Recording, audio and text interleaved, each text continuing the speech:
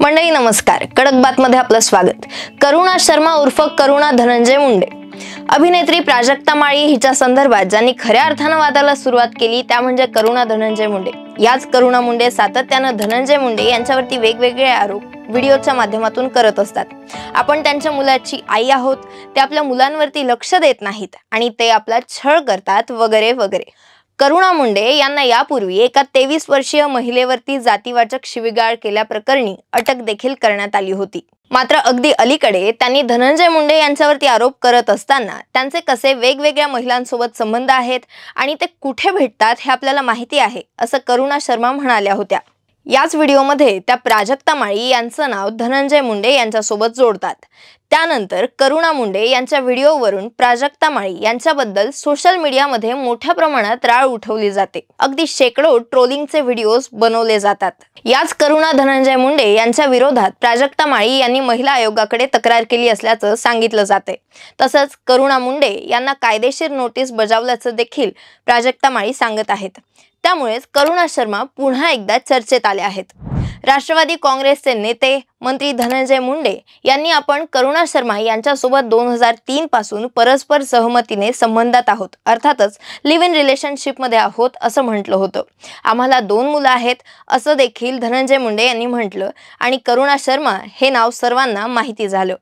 तेव्हापासून याच करुणा शर्मा सातत्याने वेगवेगळ्या माध्यमातून चर्चेत राहतात।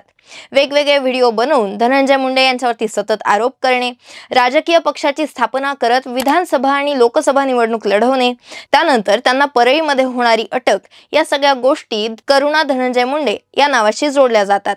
धनंजय मुंडे आणि करुणा शर्मा यांच्या नात्याची धनंजय मुंडे यांच्या कुटुंबियांना खूप आधीपासून माहिती आहे असं करुणा धनंजय मुंडे अनेकदा म्हणाले आहेत। धनंजय मुंडे यांनी देखील करुणा शर्मा पासून असलेल्या आपल्या दोन्ही मुलांना आपलं नाव देखील दिलेलं आहे। मात्र याच करुणा शर्मा यांच्या बहिणीनं अर्थात रेणू शर्मा यांनी धनंजय मुंडे यांच्यावरती बलात्काराचे आरोपही केले होते। तेव्हा देखील धनंजय मुंडे हे वादात सापडले होते। आता देखील करुणा शर्मा यांनी केलेल्या आरोपामुळे धनंजय मुंडे यांच्या पाठोपाठ अभिनेत्री प्राजक्ता माळी यांचा देखील वाद उफाळून आला आहे। अर्थातच प्राजक्ता माळी यांनी देखील पत्रकार परिषद घेत आपण आणि धनंजय मुंडे केवळ एकदा भेटलो आहोत आणि ते देखील एका सांस्कृतिक कार्यक्रमाच्या निमित्ताने ही भेट होती असं प्राजक्ता यांनी स्पष्ट केलं आहे। त्यामुळेच करुणा मुंडे असोत किंवा सुरेश धस असोत यांनी आपल्या नावाचा उल्लेख करत एका कलावंताच्या चारित्र्यावरती शिंतोडे उडवले आहेत असं प्राजक्ता म्हणाले आहेत। प्राजक्ता माळी यांनी महिला आयोगाकडे तक्रार देखील केली आहे। तसंच करुणा मुंडे यांना कायदेशीर नोटीसही पाठवली असल्याचं त्यांनी म्हटलं आहे। त्यामुळेच महिला आयोग याबाबतीत नेमकी काय ॲक्शन घेणार हे पाहणं महत्त्वाचं ठरणार आहे। करुणा धनंजय मुंडे यांनी निवडणुका लढवल्यामुळे प्रतिज्ञापत्रामध्ये त्यांनी वेळोवेळी त्यांच्या संपत्तीचा उल्लेख केला आहे। त्यामुळेच करुणा धनंजय मुंडे यांची एकूण संपत्ती नेमकी किती आहे आणि ती कुठे आहे हे देखील आपण आजच्या व्हिडिओमध्ये जाणून घेणार आहोत।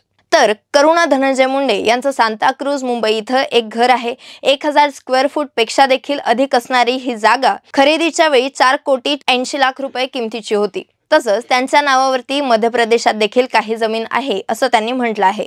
अर्थातच त्या जमिनीची किंमत साधारण 2 कोटी रुपयांच्या घरात असल्याचं सांगितलं जाते। 2021 साली त्यांनी केलेल्या प्रतिज्ञापत्रामध्ये त्यांच्याकडे 900 ग्रॅम सोनं आणि 500 किलो चांदी असल्याचं देखील त्यांनी सांगितलं होतं। याशिवाय काही लाखामध्ये नगदी रक्कम असल्याचं देखील त्या म्हणाल्या होत्या। करुणा धनंजय मुंडे या सातत्यानं धनंजय मुंडे यांची पत्नी म्हणून घेत असल्या तरी या प्रतिज्ञापत्रामध्ये त्यांनी धनंजय मुंडे यांच्या कोणत्याही संपत्तीचा उल्लेख केलेला नाहीये, हे विशेष।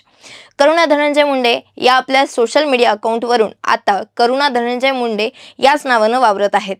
करुणा शर्मा यांनी आपला एक राजकीय पक्ष देखील स्थापन केला असून त्याचं कार्यालय हे सध्या बीड इथं आहे। या सर्व फिल्मी घटनाक्रमात ज्या निमित्तानं या चर्चावर आल्या ते कारण म्हणजे मृत सरपंच संतोष देशमुख यांच्या मृत्यू प्रकरणी भाजप आमदार सुरेश धस यांचं वादग्रस्त विधान। विविध आरोप आणि अटक सत्र सुरू असताना मुख्य विषयाकडे दुर्लक्ष होतंय का अशी शंका आता सामान्य जनतेकडून उपस्थित होतीये। आजच्या व्हिडिओमध्ये वेळ झाली इथेच थांबण्याची। पाहत रहा कडक बात।